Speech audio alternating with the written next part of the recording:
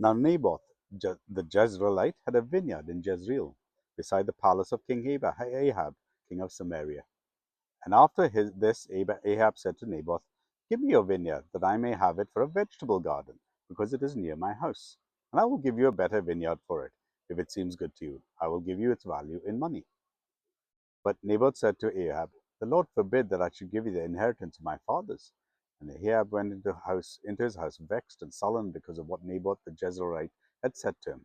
For he had said, "I will not give you the inheritance of my fathers." And he lay down on his bed and turned away his face and would not eat any food. But Jezebel, his wife, came to him and said to him, "Why is your spirit so vexed that you eat no food?" And he said to her, "Because I spoke to Naboth the Jezreelite and said to him, 'Give me your vineyard for money, or else, if it pleases, I will give you another vineyard for it.' And he answered, 'I will not give you my vineyard.' And Jezebel his wife said to him, 'Do you now govern Israel? Arise and eat bread, and let your heart be cheerful. I will give you the vineyard of Naboth the Jezreelite.'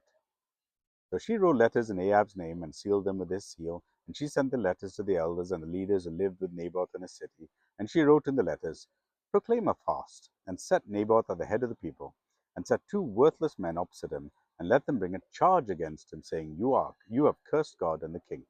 Then take him out and stone him to death.' The men of his city, the elders and the leaders who lived in his city, did as Jezebel had sent word to them, as it was written in the letters that she had sent to them.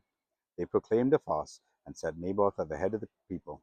The two worthless men came in and sat opposite him, and the worthless men brought a charge against Naboth in the presence of the people, saying, 'Naboth cursed God and the king.' So they took him outside the city and stoned him to death with stones. Then they sent to Jezebel, saying, 'Naboth has been stoned, he is dead.'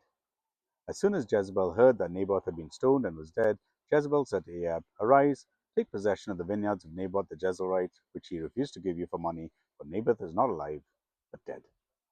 And as soon as Ahab heard that Naboth was dead, Ahab rose to go down to the vineyard of Naboth the Jezreelite to take possession of it. Then the word of the Lord came to Elijah the Tishbite, saying, 'Arise, go down to meet Ahab the king of Israel, who is in Samaria. Behold, he is in the vineyard of Naboth, where he has gone to take possession. And you shall say to him, Thus says the Lord, Have you killed and also taken possession? And you shall say to him, Thus says the Lord, In the place where dogs lick up the blood of Naboth shall dogs lick up your own blood.' And Ahab said to Elijah, Have you found me, O my enemy? He answered, I have found you, because you have sold yourself to do what is evil in the sight of the Lord.